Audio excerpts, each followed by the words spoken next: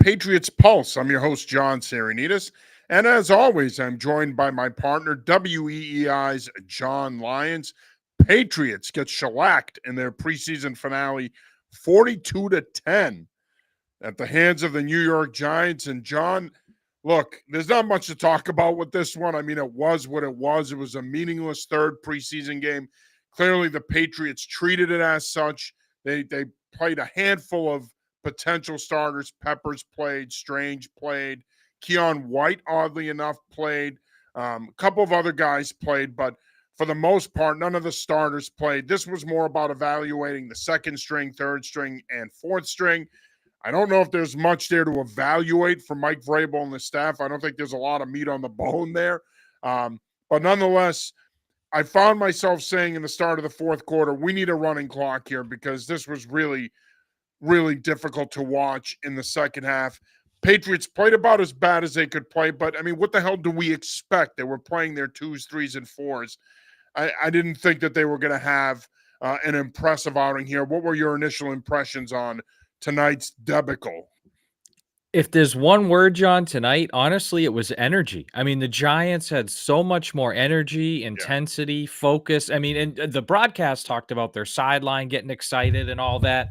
And to be honest, it was kind of the reverse of what we saw with the Patriots and the Commanders, right? A couple weeks ago, Patriots had all that energy coming off a great joint practice. They had the opening kickoff return for a touchdown, blew the Commanders' doors off. Tonight was the exact opposite of that. Patriots came out largely flat. And even in the first quarter, when they were playing some of their better, quote unquote, first high second string guys, you had a busted coverage for a 50-yard gain by the Giants. You had a missed field goal. You had a forced turnover that was called back due to a penalty. So you had quite a few mistakes, even with some of the upper tier guys playing tonight. So again, it just came down to me.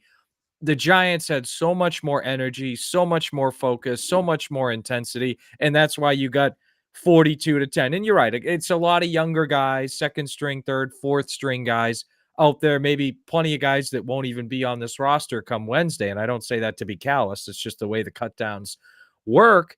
So I think it's not shocking that the Patriots weren't as intense maybe, but there was a noticeable gap in the intensity tonight. And as always, I do want to remind you, we know you have a lot of quality post-game options that you can listen to or watch, but you know what? Give us a shot as well. Feel free to join the show. Jump on. You can catch us live on Facebook, X, Twitch, and our YouTube page. Jump on, share your thoughts on tonight's game. Again, Patriots losing to the New York Giants 42 to 10. And John, I think you bring up a good point too in that it's one thing to play your 2s, 3s, and 4s, but this was a bad performance tonight. I don't care who was on the field. Bad pursuit angles on defense, a lot of missed tackles, a lot of fundamental breakdowns. You talk about the 50-yard play to old friend Gunnar Olszewski.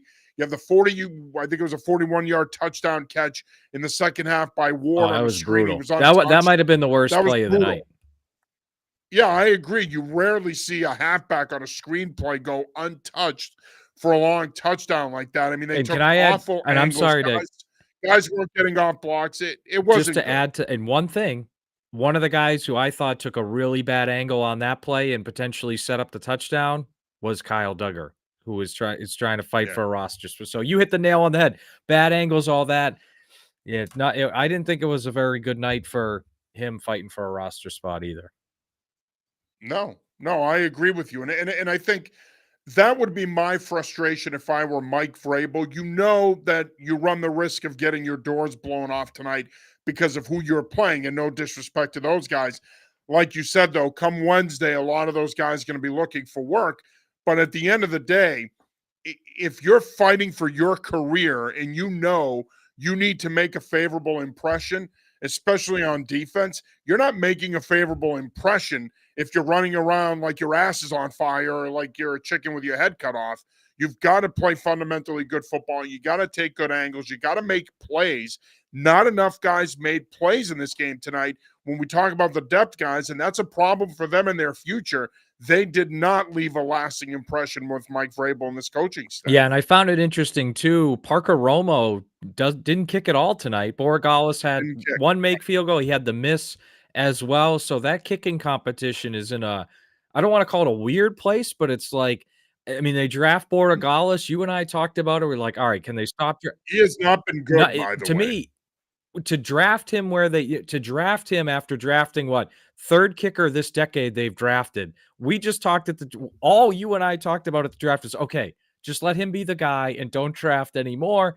And you've been at camp, I've been at camp, and in the preseason games, he hasn't won this job. Like, I No, don't think Parker no. Romo's been way better than him, but Borregales, for a guy they drafted and they supposedly liked a lot, he hasn't gone out there and grabbed the bull by the horns and won this job, and you saw it tonight again, another missed field goal. So again, that's another one. That's another decision they're going to have to make, and I feel like Romo has the upper hand right now.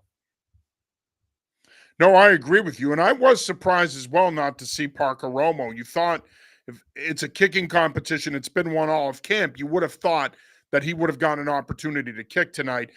Ben Woolridge got the start at quarterback. I thought he had some good moments. He threw the touchdown pass on the fade ball. That was a Yeah. pretty good throw to Webb. But then he also had a really bad read in the pick six to Moore, who later got hurt in the game for the Giants. Like I said, I thought he had some good spots here and there, but overall, he's 25. He's an older rookie. I don't think he did enough. Obviously, he can carry the third quarterback down, the emergency quarterback. I'm not sure he made enough of an impression, though, that the Patriots can definitively say, no, he's the third quarterback.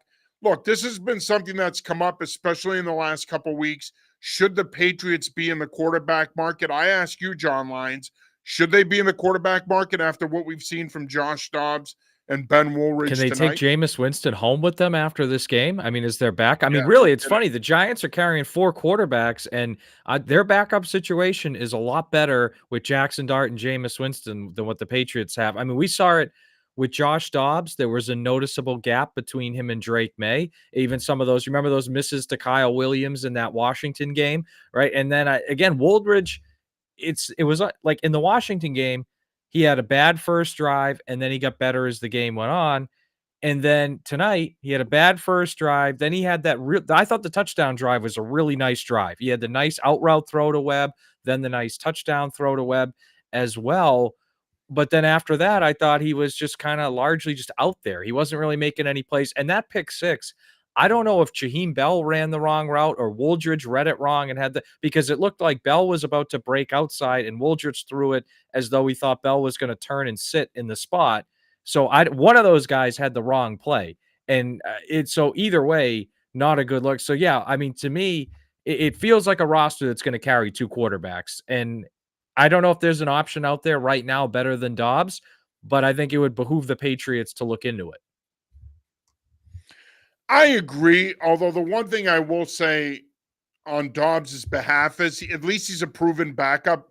He's a guy that's been a proven spot starter. We know that if he had to play, the offense can function, it can run. He's been a starter in this league before, albeit for a brief period of time. It's more that third quarterback. I mean, do you really believe Ben Woolridge can be that emergency third quarterback for you? I I have no problem carrying Woolridge on the practice squad, but I almost think you need a fourth quarterback here, John. I would almost rather someone with more experience, someone that could step in and has enough of a resume that if you needed to play a third quarterback, God forbid, he could step in and play for you. So, I mean, again, look, that's the least of their problems. I think they have way more other problems than who their third quarterback is going to be. And again, I thought Ben Woolridge did some good things tonight, but that pick six leaves a bad taste in your mouth, and it's a reminder that he's far from elite. He's probably a guy that might be able to stick around the league for a little bit, but I don't know if he projects as a guy that can play in the league for a period of time. Willem checks in. Thanks for checking in, brother, on this Thursday night at 11:20. Says that was hard to watch. Amen, brother. It was hard to watch.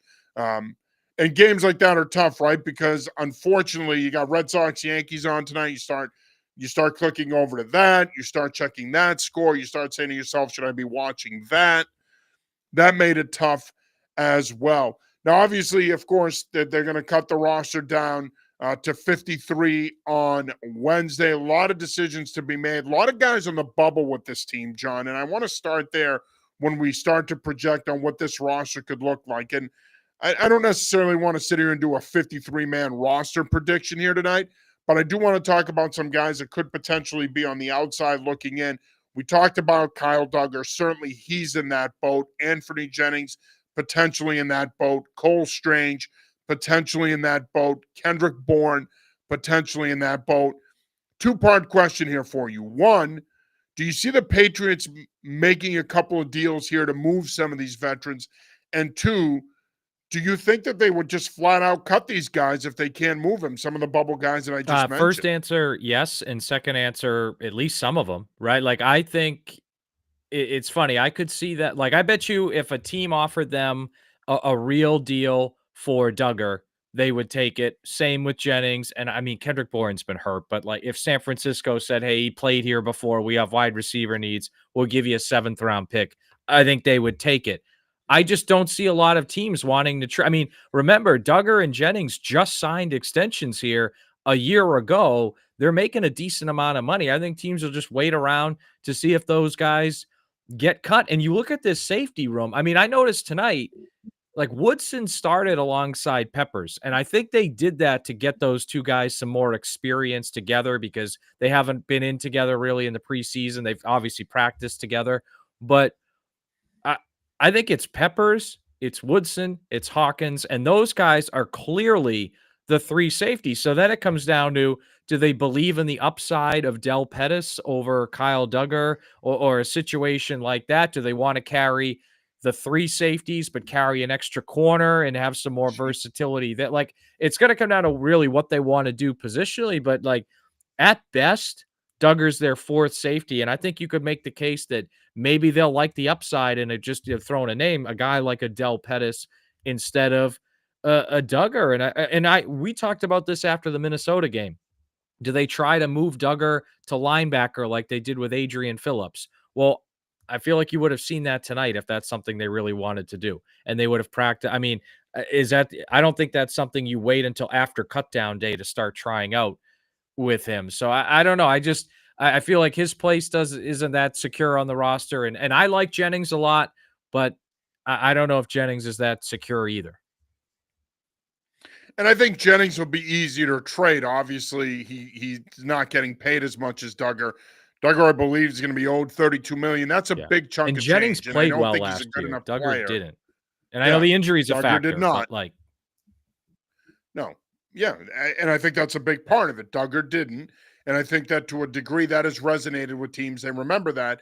Then you look at his cap number on the remainder of that contract, and you're like, he if he's not good enough to play for a team that went 4-13 in back-to-back years, what makes us think that he's good enough to play for us? And so I think if the Patriots are going to move on from him, they're going to, as I said last week, they're going to have to eat a decent chunk of money. And then it becomes a matter of what the return is, right? Because if, let's say, you have to eat some money, then you trade Duggar. Then let's say you have to package a seventh round pick with Duggar to get a fifth round pick in return. Depending on how much money you have to eat, you then have to ask yourself, if you're the Patriots, is that worth it? Is it worth them trading Duggar at that point, or are you just better off taking the cap hit and cutting him? I mean, I think, again, I guess that depends on your perspective, but in my estimation, if you want to move on from him and you want to move on from that money, I would get creative with a trade and try to trade him. I would not just flat out cut him, because it may be more of a kick in the cojones than you want at this point if you're them, even though they have $60 million to play with cap space wise. and like of the two, I would like to see Jennings stick around more because I think if you look at edge. So would I, because they don't have a lot of depth at edge past the first layer. They got three guys there, Yeah, you read my basically. mind, right? Like, I think Keon White, and I know he played tonight, and it feels like he's kind of dropped down a little on the depth chart. I still think he's a good player and could have a good year. And I think Howard Landry is a solid player. Kayvon Chason has had a really good he's had arguably the best training camp on the team. I think he could have a good year. But then you get beyond that, and there's not a ton of guys that and that you have confidence in. So I like Jennings. And I know you can say, oh, it's a different scheme and all that, but I mean, if he's going to be your third or fourth edge player and he's good against the run, I feel like you can find ways to work him in or even just use as a depth piece that's valuable. Whereas like Duggar, He's not going to be on the field when they're in 2 safety packages. He's not going to be on the field when they're in 3 safety packages. So I don't know if I see as clear a path for him to contribute. And Jennings, I think, could give you even more on special teams as well. Yeah, that's just it. I mean, I think if you look at the situation that the Patriots are in, Duggar has very, very little value to you other than a specific role in your defense. And to your earlier point, yeah, maybe that's the play here. Maybe you use him more of as a box safety, a la Adrian Phillips, play him situationally. I do think he can be an effective pass rusher in your blitz game, but you're going to have to really carve out a specific role for him to keep him on this football team. And again, as I've said all along the last couple of weeks, it's abundantly obvious that Mike Vrabel, Terrell Williams, this defensive coaching staff, they don't see him as a fit.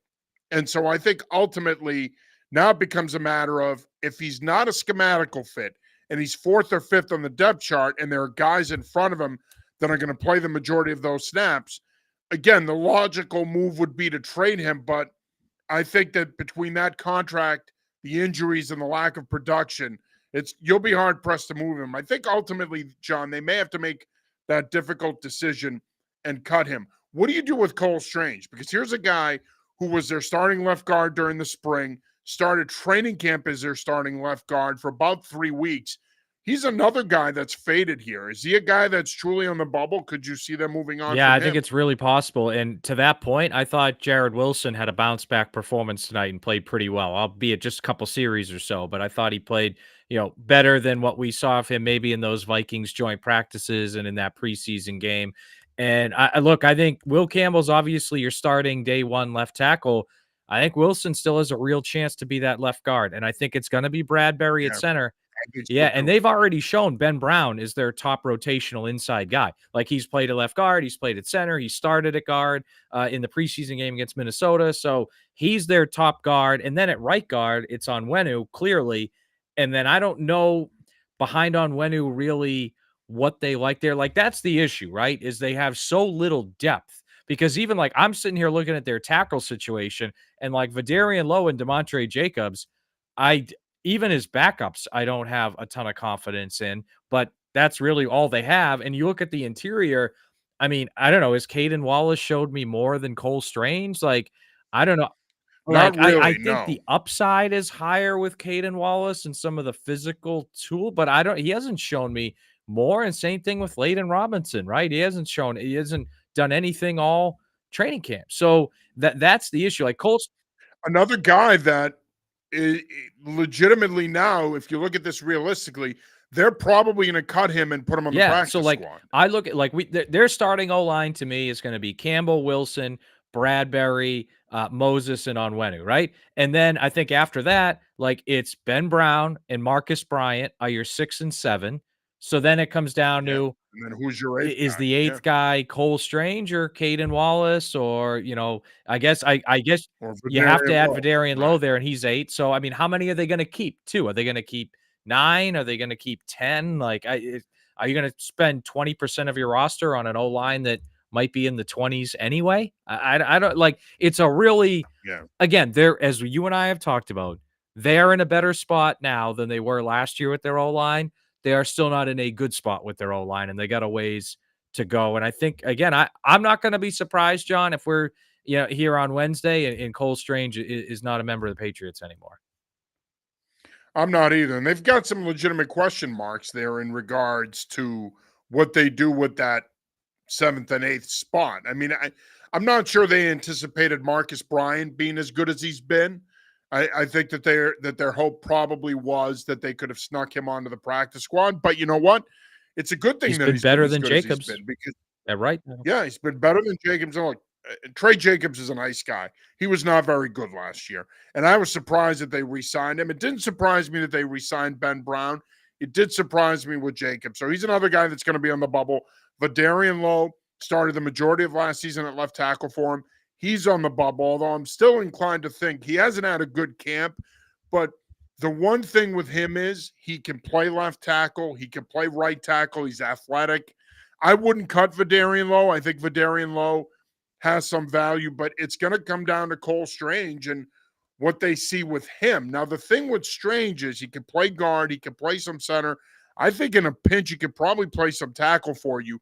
He does have some versatile value. I would think if they cut him, you probably can sneak him onto the practice squad, but they it's going to be interesting to see. I don't see a scenario, John, where they carry more than 8. I just don't think that they're going to have the roster flexibility to do that, because in order to carry 9, you're going to have to take away from another position, specifically on offense. So now that might mean you only carry 2 tight ends, Yeah. or that might mean you only carry, a certain number of backs or receivers. So I can't see a scenario where they carry 9. That's not to say that they wouldn't, but that to me, given the current state of affairs with this roster, I think that'd be tough to carry 9 offensive linemen. You are watching Patriots Pulse.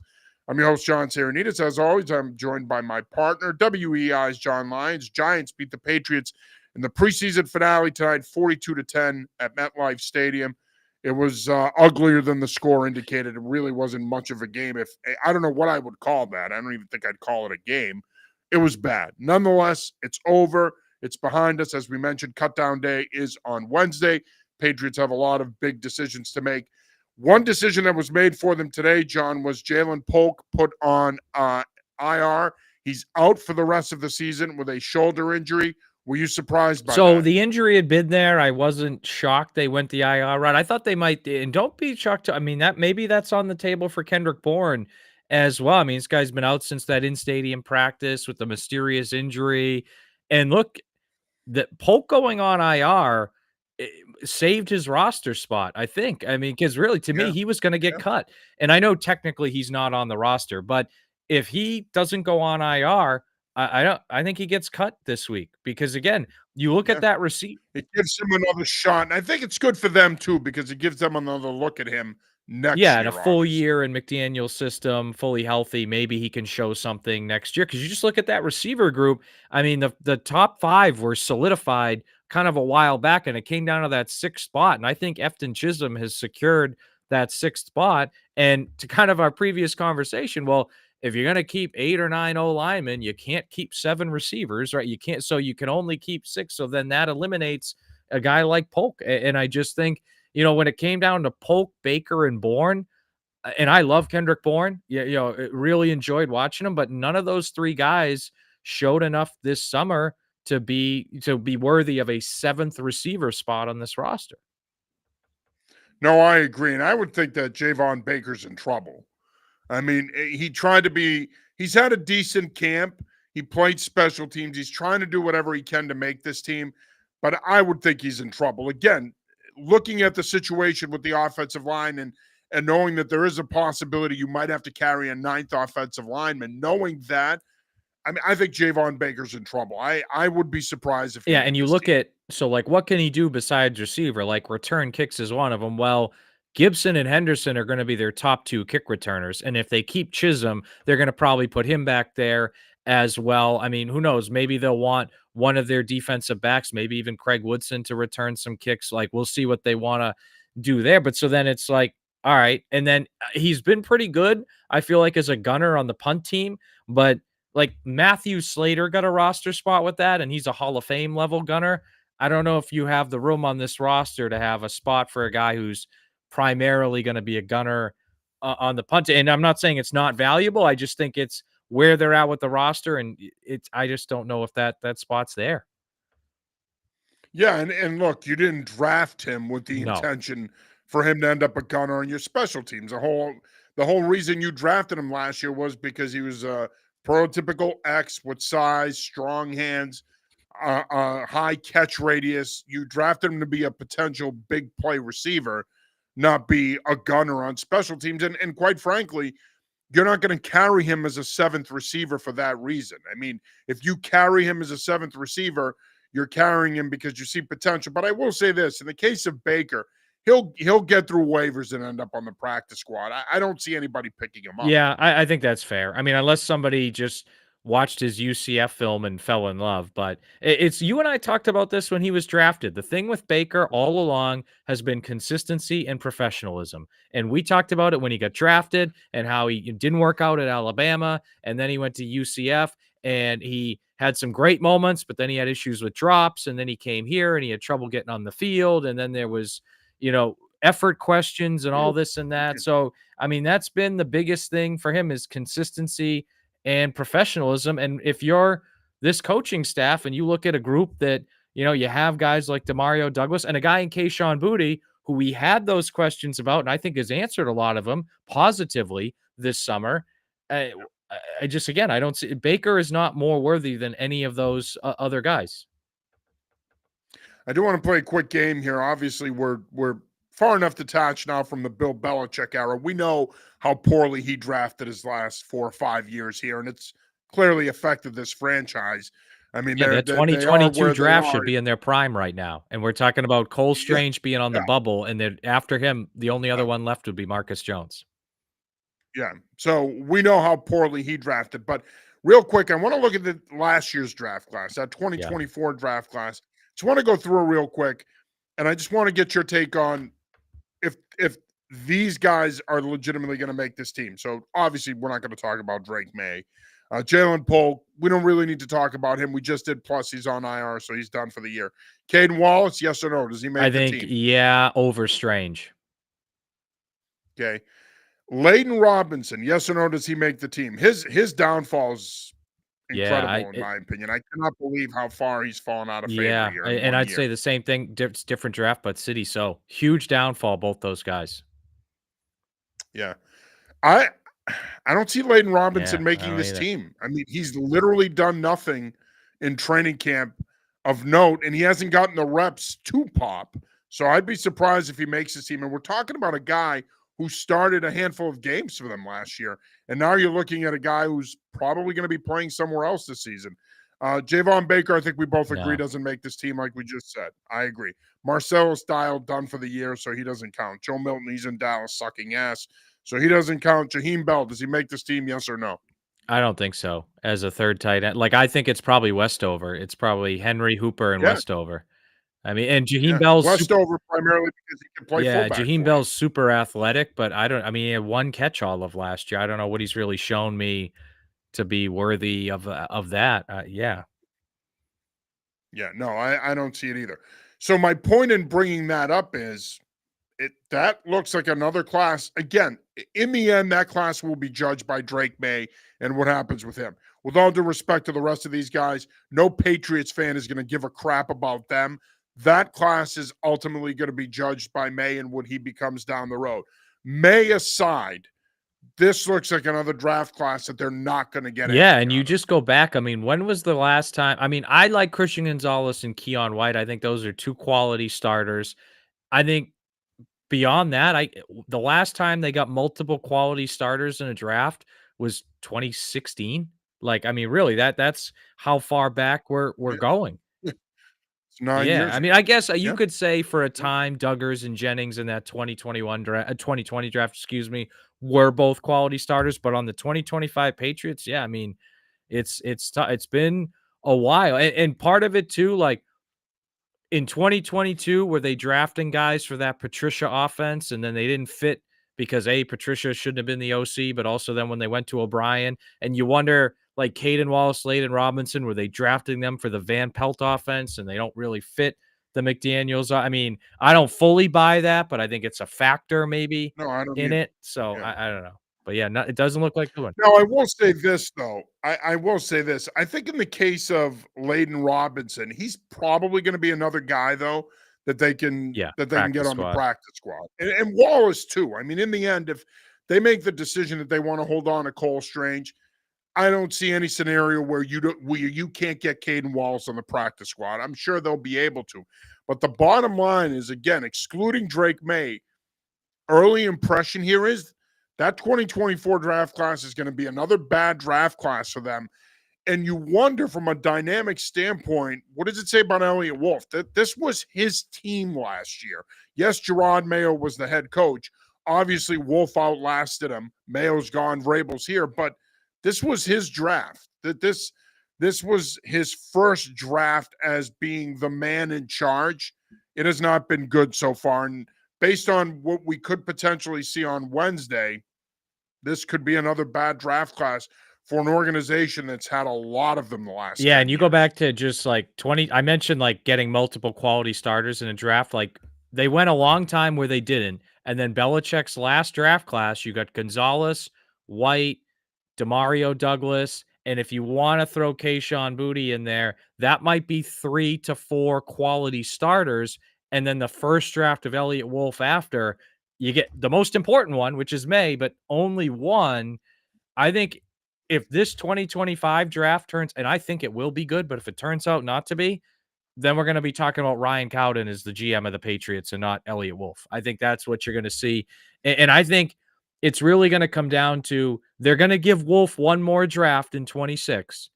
And if 25 is okay and 26 is okay, he'll stick around.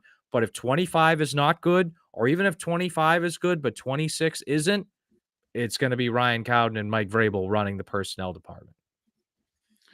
Yeah, and I think to a degree you can make the argument Yeah, that and they're Vrabel's already already the doing top that. dog, but I think like it's going to be truly Right. their show. Yeah, Right, right. And look, I genuinely believe that they like and respect Elliott Wolf, and I do think Elliott Wolf is a good front office executive. The draft, look, I know a lot of people love to talk about the draft as if you should hit on every pick, but that's not reality. All of these drafts and all of these major sports are an inexact science. Yes, you put your time in, you evaluate these players, you watch tape, you go to pro days, you go to the combine, you do all of these things. But in the end, there's no guarantee from the first pick to the last that every guy taken in between is going to be a good player. They're going to make a difference. They're going to stick, and you're going to win with them. There's no guarantee. There's no guarantee. So at the end of the day, yes, have they struck out more than other teams have in recent years? Sure.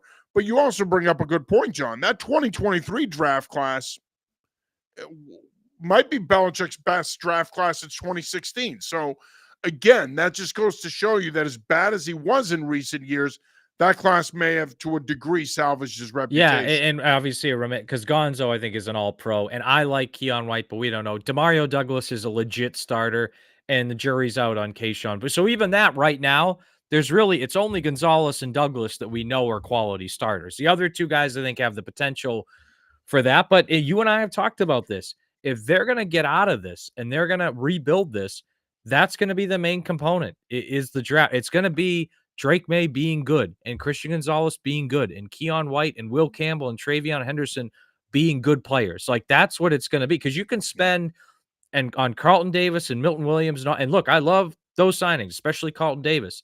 That's only going to take you so far. We saw it in 2021. They spent a record amount of money, won 10 games, made the playoffs. But then when they didn't still have any depth and they didn't have good young players coming up, they fell off to 8-9 and then 4-13. And, like, You still win through the draft in yeah, this league more so than any other 100%, sport. It's not about free agency. It's not about trades. You've got to draft well, and you've got to draft well especially at year in and year premium out. You positions. can't have exactly. You can't have gap years in terms of how you draft. Your drafts have to be consistently good. And let's be honest here, the teams that draft consistently well are the teams that year in and year out are in the mix. Yeah. The Baltimore Ravens, the Pittsburgh Steelers, the The LA Rams Eagles, in recent the years, Chiefs, the like Eagles, the the Bills. Chiefs. These are teams that the Bills. These are teams that draft well, and that's why, in particular, in recent years, they've been able to stay in contention. Now, all that being said, we'd be a-holes if we didn't acknowledge that Bill Belichick obviously did a lot of things well, and that's why the Patriot dynasty is arguably the greatest dynasty in NFL history. But all that being said, in order to get back to something that resembled that, you're going to Yeah, need to and get we on saw that though, but like consistent draft track like these on other that, like teams. from 2000 to 2016, Bill and company drafted really well and they were really good. And then starting in 17, it tailed off and it started tailing off in the first couple rounds in 14 and 15. But it's for an entirety of drafts, it was 17 really through 22. And we saw what happened. Like the guys that should have been in their prime in 2021, 22, 23, they didn't have any of those guys. right? Like, and because they didn't have those guys, you can be the best coach in the world. There's only so far you can go. Like, there was a time where they, replaced Rodney Harrison with Devin McCourty a couple years later, or Pat Chung. Like, there was a time where, it went from Teddy Bruschi, and a couple years later you have Donta Hightower. Like, there was a time where they were able to do that, and because, or Matt Light to Nate Solder, right? Like, there was a time where they did that, and that's one of the biggest reasons, obviously, besides the Brady factor, like, one of the biggest reasons they were good. And I think that's where now you look at Travion Henderson and Will Campbell and Jared Wilson. I mean, that could be 3 week 1 starters that are rookies. So if they got that right, then they're gonna really be in good shape going forward. If they didn't get that right, then we're gonna be sitting here, talking about these same problems a year from now. Yeah. Before we wrap it up here, I do want to get your thoughts on, are they where you thought they would be right now? 3 preseason games later, training camp is in the books. Are you as confident as you were earlier this offseason about how good they could be, or has your So opinion before changed? training camp, I was thinking they're about an 8-win team, 7 to 8. And after training camp in the preseason, I'm at 9. I think they can win 9. And part of it is the schedule is favorable. Part of it's the McDaniels. So even after tonight's shit fest, you think that they could still be a Yes, I 9-win think team? so. Yeah. And I think, like, the joint practice against the Commanders was really encouraging to me. I was there for that. And I would even say the joint practices against the Vikings, the second one was bad. The first one was pretty solid. That's a great defense, and it's a really well-coached team, and I think the Patriots coaching staff is good enough that they'll take things from that they'll be able to build on. And also, too, you look at the last couple years, all the close games they lost. I think they lost 8 one-possession games in 2023. They lost several last year as well. They're not gonna win all those close games, but I think they're gonna win some of those at least, which will kinda balance it out a little bit. So, I'm at 9-ish wins right now.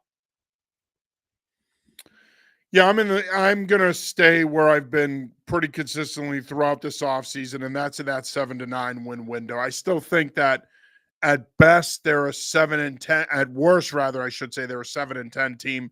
At best, they're a 9 and 8 team. They'll be in playoff contention. They'll appear on that list of teams that are either in or in contention until week 17. I really do. I mean, look, let's face it. If they were to win 9 games, they could Yeah. get in. They could be the 6th seed. So or the 7th seed. So they could get in.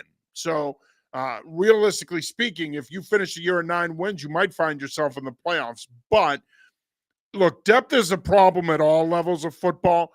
One thing that did pop to me tonight that I noticed, I should say, I don't know why the hell I said pop, but one of the things that I noticed tonight is their lack of Yeah. depth is No, we genuinely talked about concerning it, dude. That's because the where they are in their rebuild. Right now, we've been talking you and I yep, have been talking about this for, like, 5 months, I feel like, but especially the past few weeks.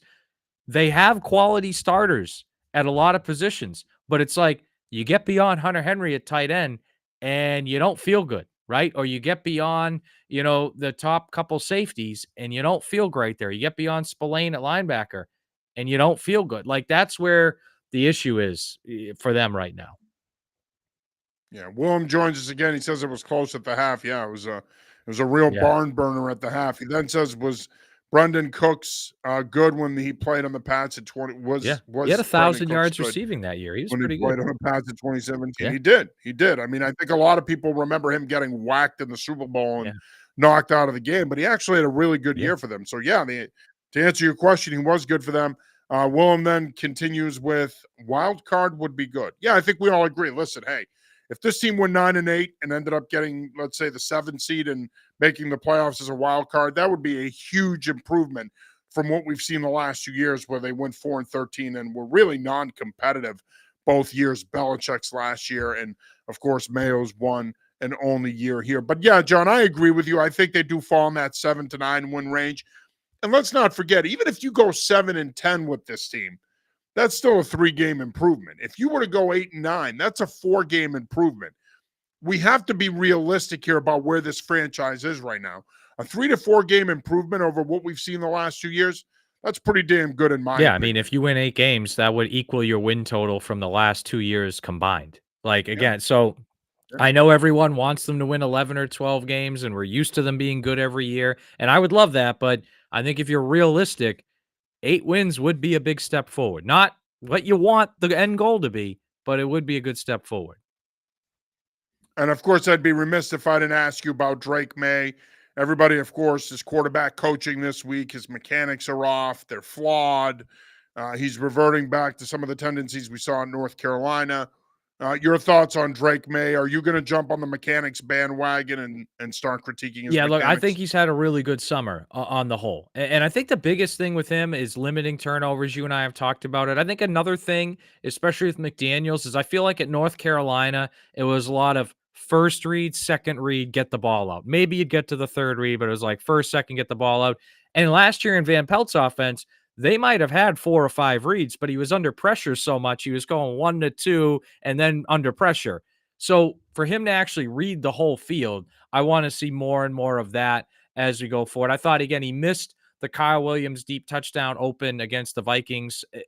Does he miss that again, or can he learn from that and correct little things like that? Can he hit checkdowns? I think he's done a lot of the checkdown stuff. I think he's been good under pressure this spring. I think he's looked good throwing the ball. I know there's little critiques on his mechanics, sure, fine, but I think on the whole he's had a really good spring and summer, and I think he's I don't know if he's going to take a Joe Burrow leap from 20 to 2021, but I think you're going to see a step forward from him, and I do think he's going to be better than a year ago. See, I don't think it's mechanics as much as it is consistency for me. He needs to be more consistent. As we've talked about since he's been here, he's got to do a better job of taking care of the football. His accuracy can be very inconsistent. He's got to do a better job of anticipating and locating his ball, adding and subtracting depending on the route concept. Those are the areas I think he needs to improve in.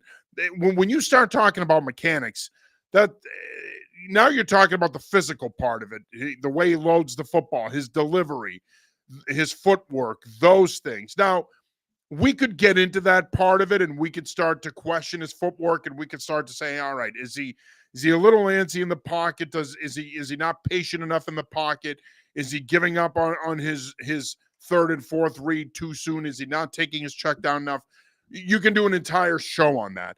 But when we look at what's plaguing him right now and what are things he could do better, it's the things that I said. He needs to be more consistent, take care of the football, show more anticipation. Your ball placement needs to be better. If you want to label those things mechanical aspects of the position, feel free to do that. In my opinion, mechanical is more physical. And yes, the anticipation ball placement piece is physical. But again, I don't think it's mechanical as much as it is mental and just being consistent. He needs to be more consistent. And look, if he is, if he's consistent on a week to week basis, yes, then this team can get to 8 to 9 wins and be in playoff contention. But if we're going to get this erratic play that we've seen at times in training camp where he's missing guys that are open, he's turning the ball over, he's inconsistent with his anticipation and his delivery. If we see those things on a week to week or bi-weekly basis, this team's going to struggle. And then you're going to start to wonder, okay, is this guy truly a franchise quarterback? Can he be the guy here the next 10 or 15 Yeah, and I think years? consistency is a good way to put it, right? And that was something you saw flashes last year. You didn't see enough consistency, and a lot of that wasn't his fault. Some of it was his fault. So, can you see more good? And again, I think on the whole this summer he's been good, right? But there have been some moments where he struggled, right? I think of that first drive in the preseason game against Minnesota, that turnover against Washington in the preseason game. Can he eliminate or at the very least cut down on some of that stuff? And I think if he does, then that's how you get to 9 wins. And I think if he doesn't, that's how you're at 7. Yeah. And I think that's just it. And again, I mean, I've had some people ask me recently, would they have been better off with Jaden Daniels? I Here's the don't know. thing, and I've said the same thing about that now for 2 years. Even if they won one less game and were in position to take him at 2 and not May at 3, I think they take May at 2. I think May was their guy the whole time. I really believe that. They said as much last year. I believe it. I think he was their guy the whole time. I don't think they would have taken Jaden Daniels at 2. I would have, but I agree with you. I don't think they would have. I don't think they would have either. Yeah. All right. Well, it's going to be a while again before we do this, my friend. Final thoughts here before we No, wrap it's up. just gonna be look, I'm just gonna say this, I know the bar is low. It will be a competent football team in New England this year. So I know, and that's something that the last couple of years, there hasn't been a ton of that. You will have competency. It will be solid. There will be frustrating moments. There will be annoying losses, but there are going to be more wins. And I think you'll see a higher level of competitiveness on the whole as well. Yeah, I agree with you there. And look, I wouldn't judge what they're going to be this season on tonight. Tonight was a meaningless preseason game. You're just playing it to play it because you're supposed to, and you can do some evaluating. And the objective is to get out of it healthy. But I do think at the end of the day, look, I think their first layer is pretty good. And I think if they're healthy on a week to week basis, they can reach that number we keep talking about in terms of their win total. But again, their lack of depth is a problem. You saw it tonight. They don't have a lot of it. And I think the other issue here is going to be the consistency piece and learning how to win. Okay. These aren't the dynasty Patriots. Those days are long gone. This is a franchise that needs to learn how to win again. They haven't done a lot of it the last few years. They need to learn how to win.